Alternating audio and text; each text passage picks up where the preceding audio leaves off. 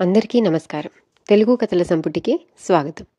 నేను చెప్పే కథలు కనుక మీకు నచ్చినట్లయితే తప్పకుండా లైక్ చేసి, షేర్ చేసి, సబ్స్క్రైబ్ చేసుకోండి. చందమామ కథల్లో అనుకున్నదొకటి. ఈ కథ రాసిన వాళ్ళు మాచిరాజు కామేశ్వరరావు గారు. అనంతయ్య చాలాసేపు తలుపు బాధగా అతడి భార్య అరుంధతి ఆవలిస్తూ వచ్చి తలుపు తెరిచి అరుగు మీద నుంచి ఆకాశం కేసి తొంగి చూస్తూ, ఇంత అర్ధరాత్రి వచ్చావేమిటి అని అడిగింది. ఆ ఉదయమే అనంతయ్య పని మీద పొరుగురు వెళుతూ మర్నాటికి గాని రానని భార్యకు చెప్పాడు. పని త్వరగా తెమిలిపోయింది. ఆ సాయంత్రమే బాడుగు బండిలో బయలుదేరాను. సగం దారిలో బండి బురదలో దిగబడిపోయింది. అక్కడి నుంచి నడిచి వచ్చేసరికి ఈ వేళయింది అంటూ అనంతయ్య విసుగ్గా లోపలికి వచ్చాడు. అతను కాళ్ళు కడుక్కుంటుంటే అరుంధతి, సాయంత్రం కనకయ్య పెళ్ళాం పెద్ద రచ్చ చేసింది. మన పిల్లి వాళ్ళింట్లో పాలు తాగేసిందట. నువ్వు వచ్చాక కనకయ్యను పంపించి నీ బుర్ర బద్దలు కొట్టిస్తానంది అని చెప్పింది. అనంతయ్య ఇంటి వెనక వైపు కనకయ్య కుటుంబం ఉంటున్నది. ఈ కుటుంబాల మధ్య పచ్చగడ్డి వేస్తే బగ్గుమంటుంది.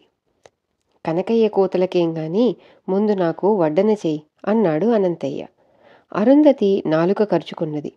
వండిన వంట ఆమె మెతుకు మిగలకుండా తినేసింది. సమయానికి ఇంట్లో కూరలు కూడా ఏమీ లేవు. ఆమె ఈ సంగతి భర్తకు చెప్పి, నువ్వు రాత్రికి తిరిగి వస్తావని అనుకోలేదు, ఇప్పుడేం చేయడం అన్నది. ఆ మాటలు విని అనంతయ్య అగ్గిమీద గుగ్గిలం అయిపోయాడు. చాలా దూరం నడిచి రావడంతో అతడికి ఆకలి కరకరమంటున్నది. సోలెడు బియ్యం చప్పున వార్చి తగిలేస్తే పోలా, ఏ ఊరగాయనో తినేస్తాను అన్నాడు అనంతయ్య చిరాకు పడుతూ. అరుంధతి తటపటాయిస్తూనే, చిన్న జాడీలోని తీసిన ఊరగాయ అయిపోయింది. పెద్ద ఊరగాయ జాడి అటక మీద ఉన్నది. దించాలంటే ఈ చీకట్లో తేళ్ళు జర్లులు. పెరట్లో తోటకూర ఉంది, కోసుకురా, ఈ లోపల నేను అన్నం వండుతాను అన్నది. విధిలేక అనంతయ్య విసుక్కుంటూ పెరట్లోకి వచ్చాడు. అక్కడ అంతా చీకటిమయం. అతను అలవాటుగా తోటకూర మడి దగ్గరకు వెళ్ళాడు. మడిలో అతని కాలు కింద ఏదో మెత్తగా నలిగింది. అనంతయ్య ఉలిక్కిపడి పరీక్షగా చూస్తే అది పిల్లి పిల్ల. 4 రోజుల క్రితమే అనంతయ్య వాళ్ల పిల్లి 4 కూనల్ని పెట్టింది. అందులో తెల్ల పిల్లి అతడి కాలి కింద పడిందన్నమాట. అనంతయ్య దాన్ని కదిపి చూసి చచ్చిపోయినట్టు తెలుసుకున్నాడు. అతడికి ప్రాణం కడబట్టినంత పనైంది. పిల్లిని చంపిన పాపం పట్టి పీడుస్తుంది. పాప పరిహారం కోసం చేయవలసిన తంతుతో ఇల్లు గుల్లైపోతుంది. అరుంధతికి ఇలాంటి వాటిల్లో పట్టింపులు జాస్తి. గుట్టుచప్పుడు కాకుండా మడిలోనే దాన్ని పాతిపెట్టి గట్టిగా చెంపలు వేసుకుంటే కొంతవరకు పాప పరిహారం అయిపోతుందనుకున్నాడు అనంతయ్య. అరుంధతి వంటగదిలో ఉన్నది. అనంతయ్య చప్పుడు కాకుండా తోటకూర మడిలో గుణపంతో గొయ్యి తవ్వి పిల్లికూనను పాతిపెట్టి తోటకూర కోసుకొని ఇంట్లోకి వెళ్ళిపోయాడు. తోటకూర కోయడానికి నీకు ఇంతసేపు పట్టింది, నేను మాత్రం వంట చిటికెలో చేసేయాలి అని భర్తను సాధిస్తూ తోటకూర పులుసు కాచింది అరుంధతి. అయితే ఆ రాత్రివేళ పెరట్లో ఏదో సప్తమై చూడవచ్చిన కనకయ్య భార్య చీకట్లో అనంతయ్య తోటకూర మడిలో తవ్వుతుండడం చూసి ఆశ్చర్యపోయి ఈ వార్త చెప్పేందుకు గదిలోకి వెళ్ళి భర్తను గట్టిగా తట్టిలేపింది. అర్ధరాత్రి ఏం కొంప మునిగిందని నిద్రలేపావు అంటూ కనకయ్య కళ్ళు తెరిచి ఒళ్ళు విరుచుకోసాగాడు. లేలే, మన కొంప నిండబోతున్నది. అనంతయ్య తోటకూర మడి తవ్వి బంగారమో డబ్బో దాచిపెట్టాడు. ఊళ్ళో దొంగల భయం జాస్తిగా ఉన్నది కదా. వాళ్ళు పడుకోగానే నువ్వు గుట్టుచప్పుడు కాకుండా గోడ దూకిపోయి ఆ డబ్బు పట్టుకురా. ఈ విధంగా అయినా వాళ్లకు మంచి శాస్తి చెయ్యాలి అన్నది కనకయ్య భార్య. డబ్బు మాట వింటూనే కనకయ్యకు పూర్తిగా నిద్రమత్తు వదిలిపోయింది. అనంతయ్య దాచింది తవ్వి తెచ్చుకోవడానికి అతను చిన్న పెట్టె తీసుకొని బయలుదేరాడు. గోడ దూకి అనంతయ్య తోటకూర మడిలో తవ్విన గుర్తు త్వరలోనే తెలుసుకున్నాడు. గుణపంతో ఆ స్థలాన్ని తిరగ తోడబోతున్న కనకయ్య కంఠానికి చల్లగా ఏదో తగిలింది.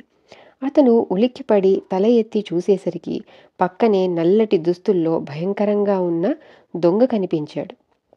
కష్టపడి గొయ్యి తవ్వి డబ్బు దాచడానికి అవస్థ పడుతున్నావెందుకు? ఆ పెట్టె నాకిచ్చి శుభ్రంగా చేతులు కడిగేసుకో అన్నాడు దొంగ కరుకుగా. దొంగను చూసి కనకయ్యకు కాళ్ళు చేతులు ఆడకపోయినా బుర్ర మాత్రం చురుగ్గానే పనిచేస్తున్నది.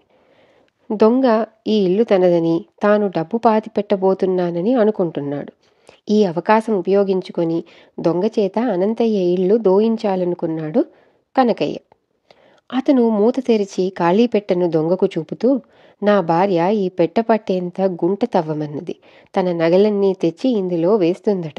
పోయి తలుపు తట్టి ఆమెను పిలిచి, గొడవ చేయకుండా ఆ నగలేవో పట్టుకుపో, నన్ను మాత్రం ఏమీ చేయకు అన్నాడు. నా గొంతు వింటే తలుపు తెరుస్తుందా? నీ పెళ్ళాన్ని నువ్వే పిలువు. ఆవిడ బయటికి వచ్చాక ఆ నగల సంగతేమిటో నేనే చూసుకుంటాను అంటూ దొంగ కనకయ్య మెడపట్టుకొని అతన్ని అనంతయ్య పెరటి గుమ్మం దగ్గరకు లాక్కుపోయాడు. ఇప్పుడు కనకయ్యకు దొంగ భయం పోయి మహా సంతోషంగా ఉంది. అతను పెద్దగా గొంతెత్తి, అరుంధతి త్వరగా రా అంటూ కేక పెట్టాడు. తలుపు తెరవగానే అతను భార్యకు ఏమైనా సైగలు చేస్తాడేమోనని అనుమానించిన దొంగ కనకయ్యను పెడగా తోసి తాను తలుపు దగ్గరగా నిలబడ్డాడు. కనకయ్య మరొకసారి అరుంధతి అంటూ గట్టిగా కేక వేశాడు. ఆ కేకకు అరుంధతికి మెలకువ రాలేదు గాని అనంతయ్య నిద్రలేచాడు. అర్ధరాత్రి ఎవరో కేక వేయడం విని అతడికి పట్టరాని కోపం వచ్చింది. హఠాత్తుగా అతడికి కనకయ్య భార్య తన భర్త చేత బుర్రబద్దలు కొట్టిస్తానన్న మాట కూడా గుర్తుకు వచ్చింది. అనంతయ్య పళ్ళు కొరుకుతూ దుడ్డుకర్ర తీసుకొని చప్పుడు కాకుండా పెరటి తలుపు తెరిచి ఏం జరగబోతున్నదో దొంగ ఊహించే లోపలే అతన్ని కనకయ్య అనుకొని దుడ్డుకర్రతో తల మీద బలంగా కొట్టాడు. దొంగ కుయ్యమని కూడా అనకుండా కుప్పకూలిపోయాడు. కనకయ్య ఆ దెబ్బ తన నెత్తిన పడినంతగా అదిరిపడ్డాడు. కోపం వస్తే అనంతయ్య ఎంతటి సాహసానికైనా వెనకాడడని అతనికి తెలిసిపోయింది. అలాంటి వాడితో గిల్లి కజ్జాల కన్నా స్నేహంగా ఉండడం తనకు క్షేమం. కనకయ్య ఇలా ఆలోచించి లేని సంతోషాన్ని కనబరుస్తూ, బేష్ అనంతయ్య, గజదొంగ అంతటి వాణ్ణి ఒక్క దెబ్బతో మట్టి కరిపించావు. నీకు గ్రామాధికారి నుంచి పెద్ద బహుమానం రాక మానదు అన్నాడు. అనంతయ్య ఈసారి దుడ్డుకర్రను కనకయ్య కేసి గురిచేసి, ఈ వెకిలి కబుర్లు అలా ఉంచు, ముందు నేనడిగే దానికి జవాబు చెప్పు. నువ్వనే ఈ గజదొంగ వెంట నా పెరట్లోకి ఎందుకు వచ్చావు అని అడిగాడు. కనకయ్య వణికిపోతూ జరిగినదంతా అనంతయ్యకు చెప్పి, ఇలా ఎందుకు చేశావని అడక్కు, దీన్ని బుద్ధి గడ్డి తినడం అంటారు. నన్ను క్షమించు, ఈనాటి నుంచి పాత రోజులు మర్చిపోదాం అన్నాడు. కనకయ్య అన్నట్టుగానే పెద్ద గజదొంగను పట్టినందుకు అనంతయ్యకు గ్రామాధికారి నుంచి 100 వరహాల బహుమానం లభించింది. ఈ జరిగిన గొడవంతా భర్త చెప్పగా విన్న అరుంధతి నవ్వి, ఆ పిల్లిపిల్ల ఏదో జబ్బుతో సాయంత్రమే చచ్చిపోయింది. తెల్లవారి పనిమనిషి చేత గొయ్యి తవ్వించి పాతిద్దాం అనుకున్నాను. దానివల్లనే నీకు బహుమానం దక్కింది. శత్రువు మిత్రుడయ్యాడు. మరి చచ్చిన పిల్లిని ఖననం చేసిన పుణ్యం ఉట్టినే పోతుందా అన్నది. ఇది కథ. తిరిగి ఇంకో చందమామ కథతో మళ్ళీ కలుద్దాం. అంతవరకు సెలవు.